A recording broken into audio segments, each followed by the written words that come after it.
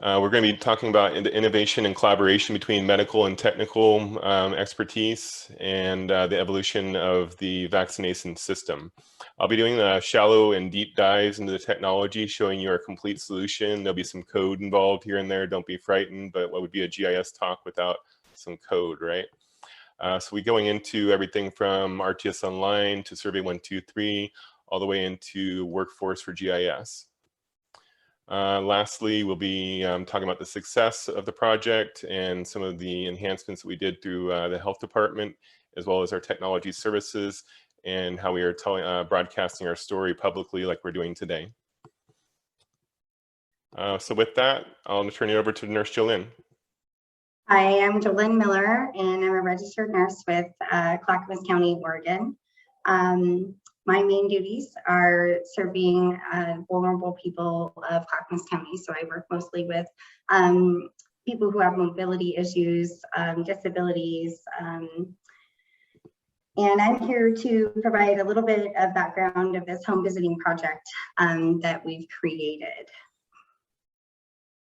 Our county is a really large county, and on here, there's a lot of numbers, but in our county, nearly 20% of the population is over 65. A lot of those people experience a lot of the issues that I previously said, and so we knew that we were going to have to come up with a plan to get these people served. A clear need. We started having meetings and discussing this with some of our partners with like social services and disability departments, the state of Oregon's Medicaid, and another home visiting service called House Call Providers.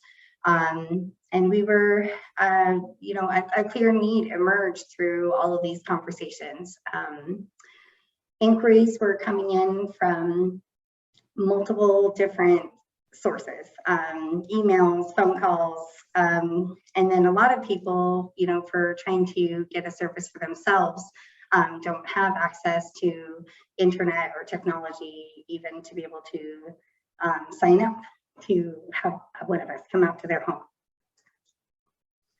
Homebound people are historically, you know, sicker and more vulnerable. In our department, we had an obligation. The state health authority requested that we solve this problem and get these people served.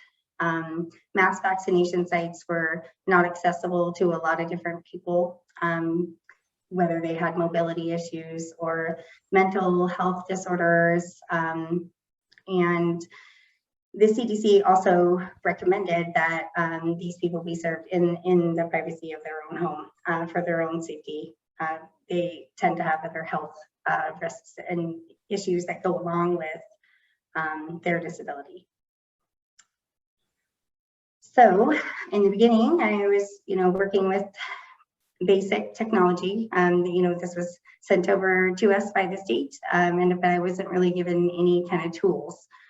Initially, I was using emails and old-fashioned spreadsheets, but this clearly and quickly became a problem. Data was getting lost, and it was difficult to look at this data without being able to visualize it. So I made a request and asked if we had any services that we could get using GIS mapping services. I got this idea from a scheduler at House Call Provider Patients. They're a home visiting program as well, and they use a dispatching services that's GIS centered. Without creating this technology, we would still probably be in the process of trying to vaccinate these people. But it has been so successful. Creating this piece of technology has just really, it's made things more efficient, and we've been able to better serve people. Thank you, Nurse Jolynn. I'll go ahead and take over from here. Yeah, that's right. Jolynn explained it very well, is that she reached out to the GIS department. The initial what we found was that she was jumping from the bottom over here. This happens to be a picture of Los Angeles. in Las Vegas, but we have, she'd be going from Los Angeles in a sense, all the way out here to the northeast end of the town, back to Los Angeles, and then over to this point here. So there was really an inefficient use of her time, and then possible expiration of the vaccines, because they do have a freeze limit or a time limit before they expire. So this was costing their staff valuable time that they didn't really have, and too many appointments. So the initial request was for us to pre-plan driving routes. Our initial solutions, we turned to ArcGIS Online, which has this handy tool that maybe a lot of you are familiar with through the analysis tools, where it can create these routes for you by plugging in different equations here. But what we found was her appointments were already made and the routes were already determined. So people had already scheduled all these routes, and no matter what, she had to go from, in our case, it was from Lake Oswego out to Gresham or Sandy, then back to West Lynn, and then back out to Boring, Oregon. So those were, you know, hour-long, 45-minute long trips, depending on the time of day. So this tool didn't work out for us, and that was the initial request, but we found that it wasn't, because of this pre-planned routes, we couldn't use it because they're already scheduled. So some of the discoveries of the requirements of the project, we found that there was no real master Excel list. They had 5, 6 people or so working what they thought was the master Excel list, but in reality, everybody was keeping their own list and not updating a master list. So at some point, and actually Nurse Jolene had a lot of her stuff in Outlook calendars because she has a personal assistant that was trying to help her best she could. So appointments would just get booked in her Outlook calendar and not put in this Excel list here. In addition to that, she was using Google Maps type stuff for driving directions, whether that's plugging into her phone or into her navigation system in her car. So there was duplicate entry, if not triplicate entry, into Outlook calendars, Excel, and then back into your phone for driving directions. We also found out that she had safety checks. So she was having to communicate back to home base when she made it to a stop and when she finished the stop or when she ended her day. It's part of delivering COVID vaccinations. They want to be able to keep track that the vaccinations and the nurses going out and doing it are safe. So by all means, the needs were much greater than expected. So what we did was we collaborated with team members, that's medical professionals, administrative staff, technology staff, management. Everybody had an input into this. We even got the security and legal team involved in this because there was determinations whether we're dealing with HIPAA data, and then even talking about putting this into the ArcGIS Online cloud environment. Public government affairs are the ones that oversee anything that is working with the public. And even Esri jumped in and helped us out to a large degree. We had some initial meetings. Thank you to especially Shane Clark, was very instrumental in promoting some ideas that got us kick-started, and then a few technical things between their team that they helped us work through. So developing a complete solution, which is part of the title of this session, is that we found that we had to deliver a solution not only for Nurse Jolene, but the people who were scheduling the appointments, planning to, when and who to schedule those appointments with, entering new requests into a system, so they weren't doing it into multiple Excels or in Outlook calendars. Nurse Jolene had those be able to manage her appointments, not flipping through pieces of paper and plugging stuff into navigation systems, as well as communicating information back to staff on what the new appointments would be, or reschedules, cancellations, those sort of things. Then we also discovered that management was wanting to see what was going on because they're being asked by people like Kate Brown was wanting to know how long this program would be going on, because we were trying to hit I think it was a 70 or 75% vaccination rate, and then getting this in-home vaccination program rolling helped with those numbers. So we had to really analyze those staffing needs, report back to upper management, as well as communicating project status to other managerial folks that want to know how long this program is going to be going on and our success rate. So we turned to traditional GIS. We took their Excel, reconciled all the data between the Excel, brought everything over from Outlook into an Excel, created essentially a master list of everybody in Excel, used ArcGIS Pro to geocode the addresses. Hopefully everybody on the session today is familiar with geocoding. It's a process of taking your Excel and then converting it into map coordinates, which puts a dot on the map essentially. Then we used ArcGIS Pro again to publish services into the cloud over here, an ArcGIS Online server.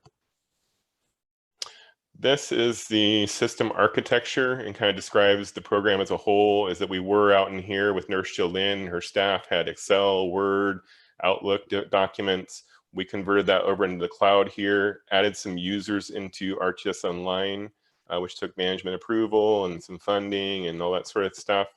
So getting them credentials to be able to access data. In here in the middle, we see where the data gets converted from the Excel, Word, and Outlook into hosted feature layers that will feed these other applications out in here. And I'll be getting into each one of these technologies in just a moment here.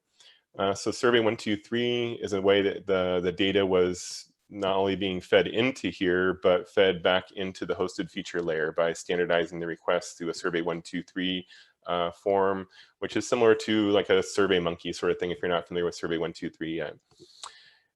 Then we also had applications in here that help the scheduling assistants and help to plan. So we used different dashboards and mapping applications which got fed by these technology called web maps in ArcGIS Online.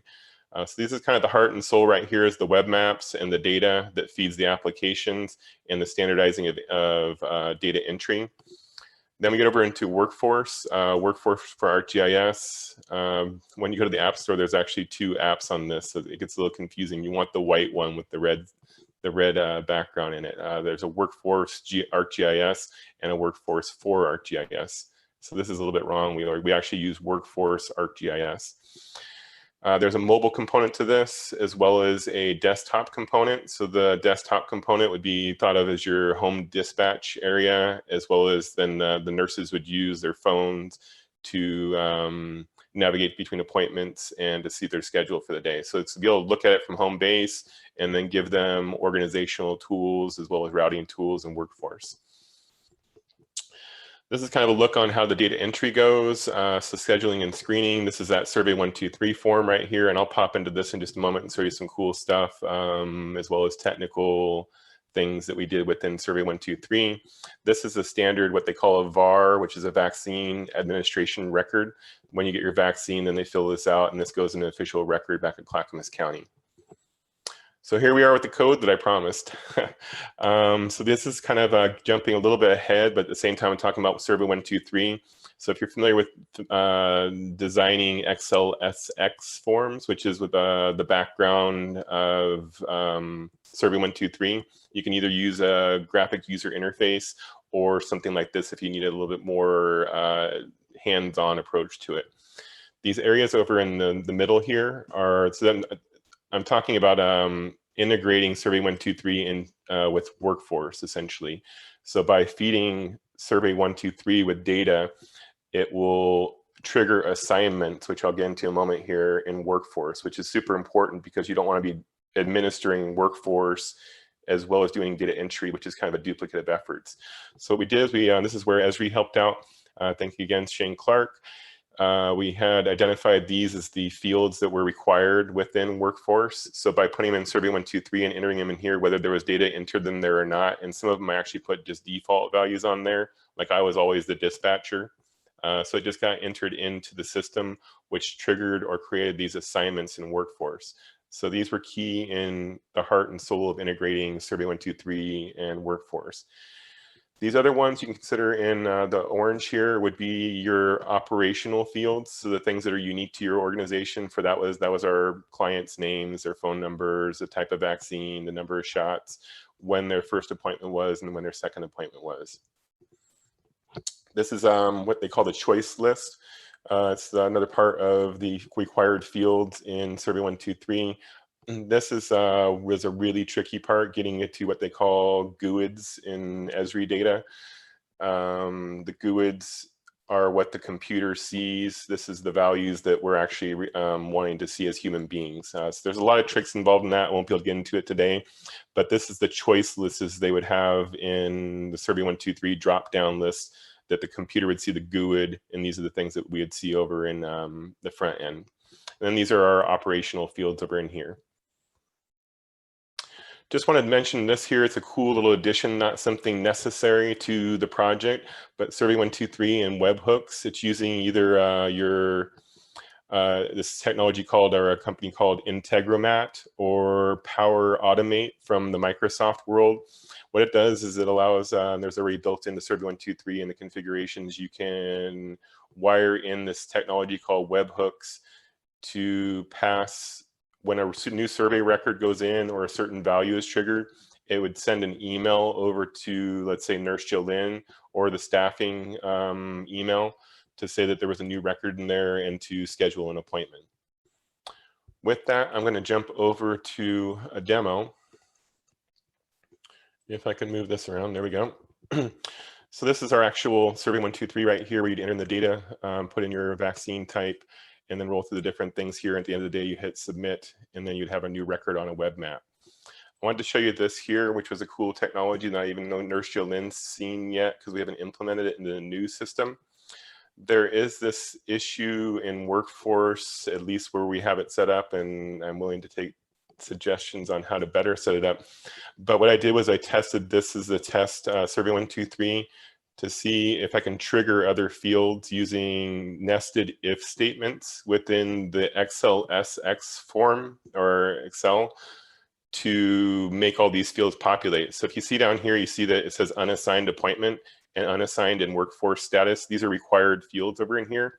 If the staff scheduling assistants don't trigger these down to some value, like a Jolynn appointment, Nurse A, Nurse B appointment, or unassigned, assigned, and so on. So it has to be assigned, and then as well a Jolynn appointment in order for it to show up in Jolynn's workforce application. If one of these are missed, then she's missing an appointment for the day.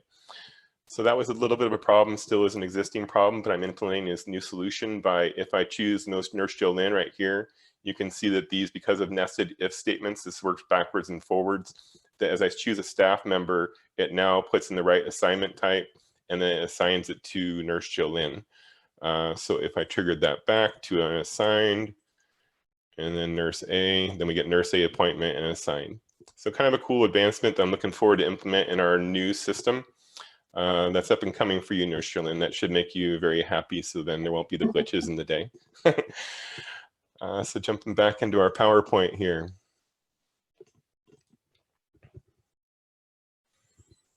Our next piece of technology came from this thing called the Crowdsource Manager. If anybody's familiar with it on the presentation today, there's this technology that Esri offers where you can bring it into desktop and it deploys a complete solution for you, from standardizing the data, spinning up a web map, publishing a service, and doing the whole dang thing.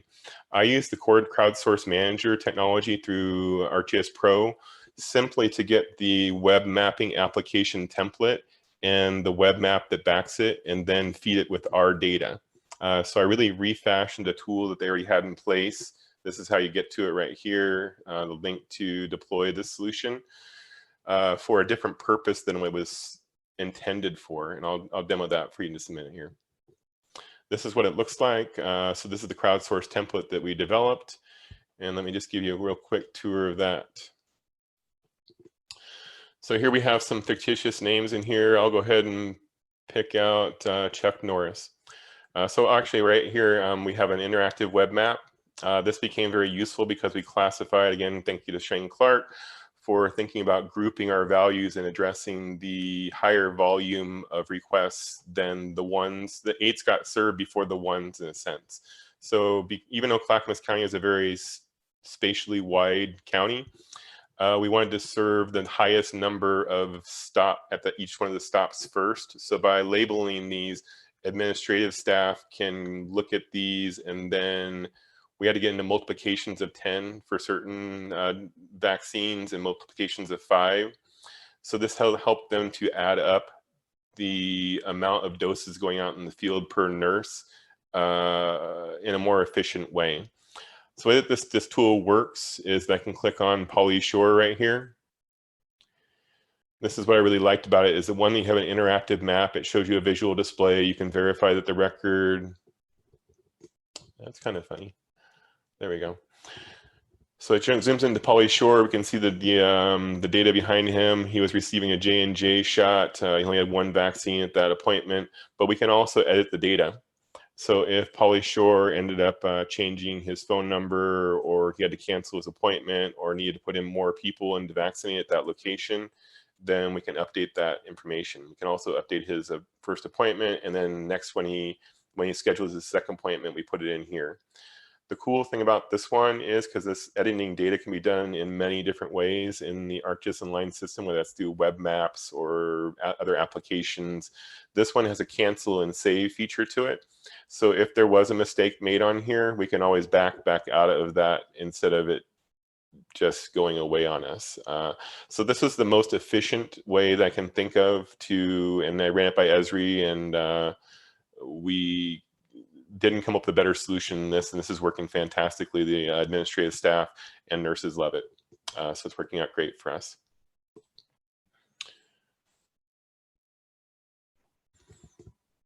So dashboards, we used Experience Builder. Oh, that's funny.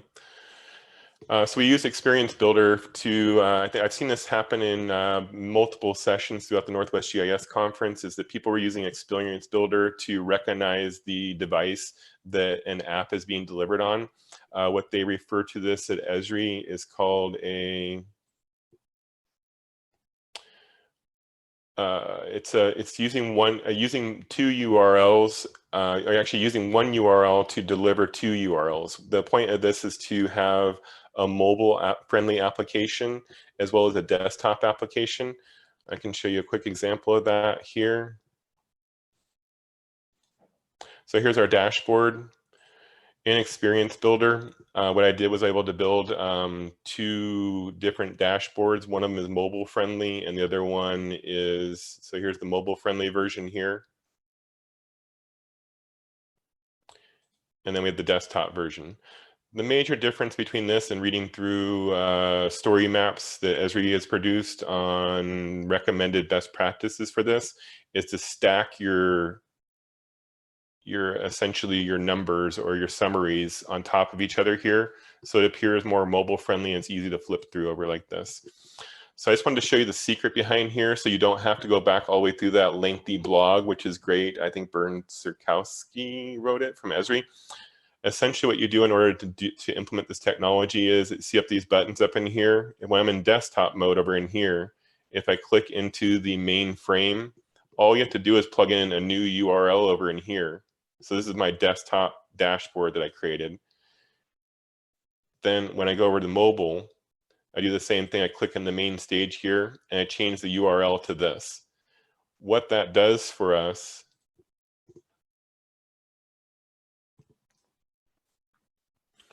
is that when I collapse this down into a, oh, why is it not working? There we go. So as I bring this into, pretend this is a tablet or a phone, then it's switching over to the Experience Builder is recognizing what device it is based on the size and switching it over from desktop to mobile. So pretty cool tech. I definitely advise looking into doing this. It's not so hard once you read through the documentation or just review my video here, and it's a pretty quick and easy fix.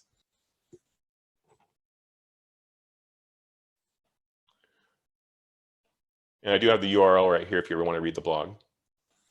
Again, here's our dashboard, and this is fully interactive. So if you want to click on different things, then you can interact with the dashboard. So Jupyter Notebooks, processing. This is a way that we were able to process our fields and get summary of values in here. I don't expect you to be able to see all this code, but the idea is that writing code in this Jupyter Notebooks and then having scheduled tasks is beneficial in post-processing your data as it comes in. So 12 in the evening each night, it processes our data, which essentially ends up giving us formatted fields that the nurses see on their workforce app on their phones. So the necessary things about, their name, their residence, their address, their phone number, the amount of shots, what kind of shot are they getting, all that comes out in a nicely formatted thing on their phone in the description field within Workforce. Thank you to Jim Lugosi on our team here at Clackamas County for developing this code and making this happen for us. So that's pulling in your team to do a little bit more. Not required, but something worth doing. So this is a glimpse into Workforce, which I'll show you the live version in just a moment here. This is the desktop application over in here. This is what the nurses would see over in here. So it goes through different stages that they start their appointment. So they arrive at a certain place, and then that turns the circle greenish right here.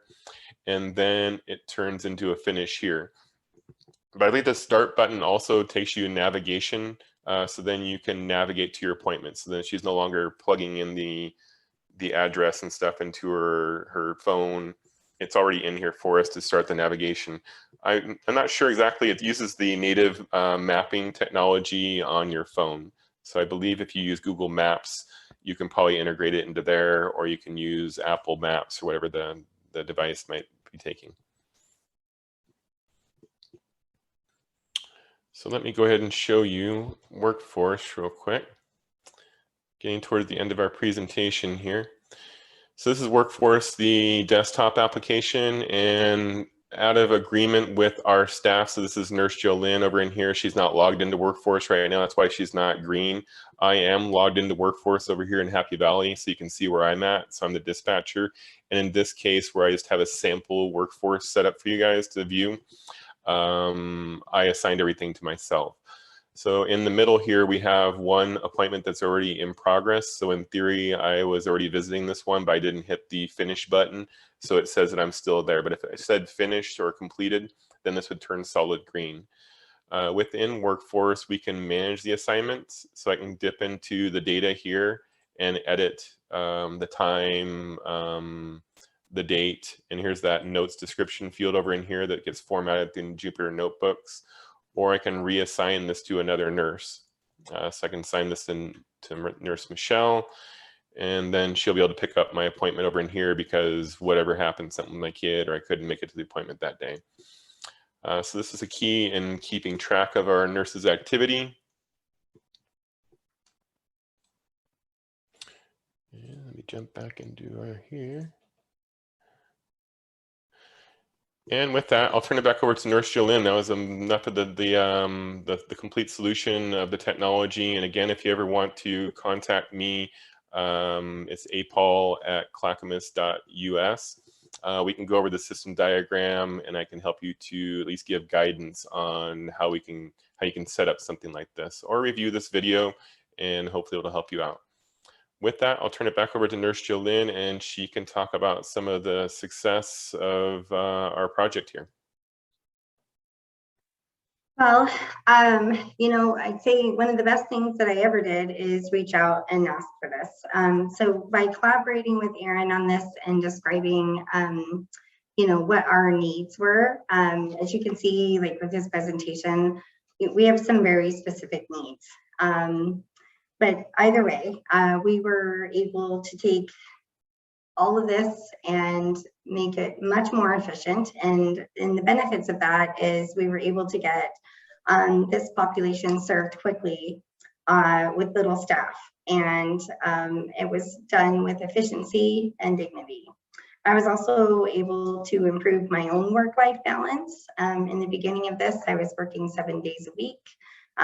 You know, in the world of COVID and public health, there is no more staff. Like, we are stretched really, really thin. So, but anyways, I went from working 7 days a week back to normal shifts, being able to have a day off and spend time with my family. You know, that was a pretty amazing thing for myself. And then I'd like to add too, we're continuing to use this. So I'm sure everyone's aware that the boosters are approved and ready to be going into arms. But then I complicated Aaron's life a little bit more and decided that we were going to take flu shots out as well. And again, it's amazing. He's building it in there, and it's super easy.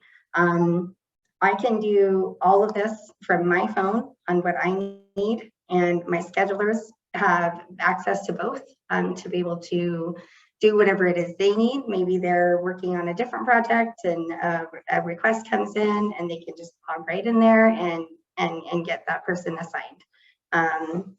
It also helps me be able to report my data. The county has commissioners and stakeholders, and the state wants to know about our data as well. So, and then this also, with all the data that we have, I've been able to predict staffing needs so that we can get these boosters delivered quickly. And it's worked out fantastically. I couldn't be happier. Excellent. Yeah. And then one of the touching stories to me was when Nurse Jolene called me up and she was so excited to get done with the day at 3 or 4 o'clock. And I actually had a little tear in my eye from it when she said she can go home and cook dinner for her family. And also, one of the other stories I want to relate was that she was spending 10 hours on Sundays rather than with her family planning for the next day on Monday in her full week. So it was really gratifying as a GIS professional to deliver something that was you can almost feel and touch the value on the employees using it. And the people that we serve too are just super grateful that we can come out and do this. Making this side of it so much more easier just helps me be able to enjoy the work that I do even more as well. And we did, so I just wanted to touch upon that we did get some success out of this. We were reached out by Esri Media, so they ended up giving our story out and scheduling different meetings with folks like the New York Times. We went through about 10 different interviews or so here and there with different news agencies. So we were published, one in the New York Times gave us a nice article on there. We got recognition from Governor Kate Brown in different ways, whether it was internal memos to Clackamas County or public broadcasts like this. We also do look it up sometime. I don't have the URL right on here, but Esri did a case study on us that's on their site for case studies. In addition to that, Nurse Jolene and I have been presenting at different medical conferences. One was a national one.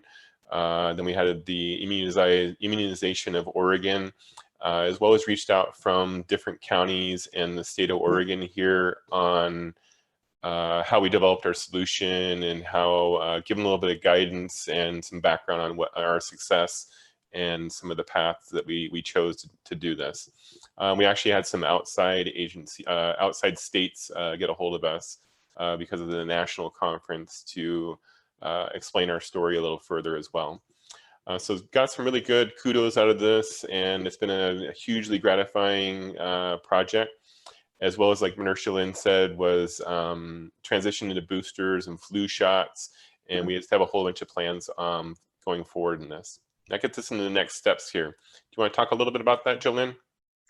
Well, currently we are scheduling boosters as we speak. And then again, I'm offering flu shots as well. If we're going to be there, we may as well take all of the vaccine that they need with us. I believe that this will turn into a thing that we can offer every year for this population. And then we've expanded it as well. I believe that our home visiting program, it's a different than vaccines, it's other kind of home visiting services.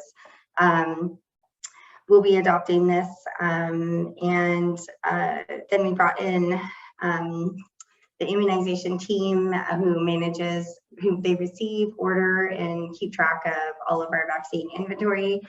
And then the collaboration on this project and being able to make this available. So for example, the fire department is going to come and help us. And so they can easily step into this role with one of the other user profiles, I guess is what I would call it, that we have, as well as it's really impossible to get nursing staff right now. There just aren't any. So a lot of places are turning to agencies, and I have 2 agency nurses who've easily been able to step right into this role. And they were often working on their very first day. It was fantastic. Fantastic. Yeah, we are working on that cross collaboration, and that does take some political challenges. And as far as letting in sharing content or solutions through groups of secured content, to places like that Nurse Jolene just mentioned, like the different fire agencies, whether it be Sandy Fire, Lake Oswego Fire, you name it. There's lots of different agencies want to be able to join in and help. So there are some political challenges in one, getting user accounts set up for them, because that does cost money through Esri to allow other people into the system, as well as political things of should we let outside agencies use tools and solutions, data that Clackamas County has developed. So we are definitely working on that. We're on the brink of that, especially with the possibility of this being mandated by the governor as an emergency scenario. And that taking priority number one, that in-home bound people are less likely to be able to get the vaccine and are the most vulnerable. So we're having discussions on that as far as it being an emergency situation and getting that integrated in here.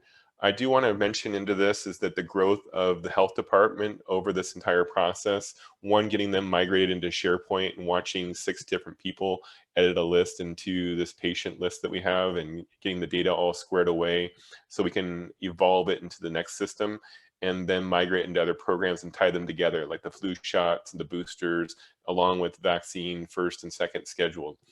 So the project has become exponentially more difficult. But at the same time, there's been a huge growth between one, the health department, and then the GIS department, as well as technology services, and then the understanding of policies between security, the attorneys, getting their head all wrapped around and having the discussions about cloud technologies. So it's been a fascinating project. I'm proud to be part of. We've had a lot of great success with it.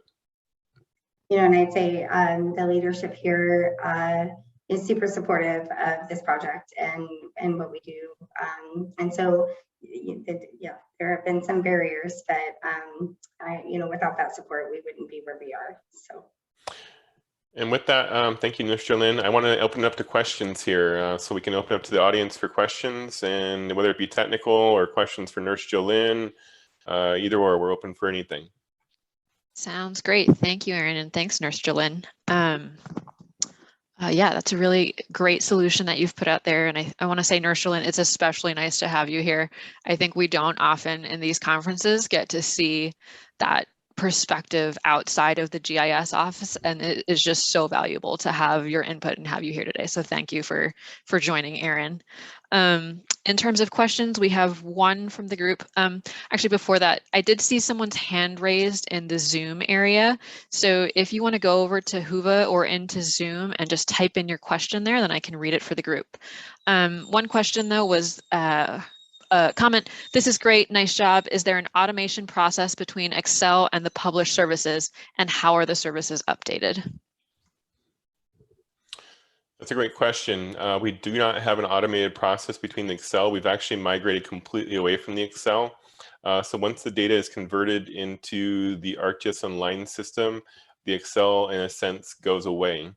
That might be changed for the new one because we didn't really have as many eyes and people working on the Excel to keep it up to date. And but in reality, it's all pushed through this Survey 123 here. This standardizes all the data entry. So anybody new coming in, we already have a list of patients or residents of 1,200, 1,300 plus. Any new residents that come in are put in through here, and we've gone to a completely GIS-centric approach. So there's no duplication of efforts, possibly an automation process, like you're suggesting possibly, where this gets pumped out to a master Excel would be an enhancement. At this point in time, with me working on this 10 hours a day, 4 days a week, and then getting in new staff, we have a lot to bite on as it is. But if you do have suggestions on that, please connect with me and giving any advice on how we can go about doing that. Who was that asked the question? Let's see. That was from David. David House? David, I'm sorry about your last name. Jacobus. Jacobus. So yeah, definitely get a hold of me. I'd like to talk more about that. Did I answer your question, David? Well, I guess we'll see in the chat later. Okay. All right. Well, so I guess another thing.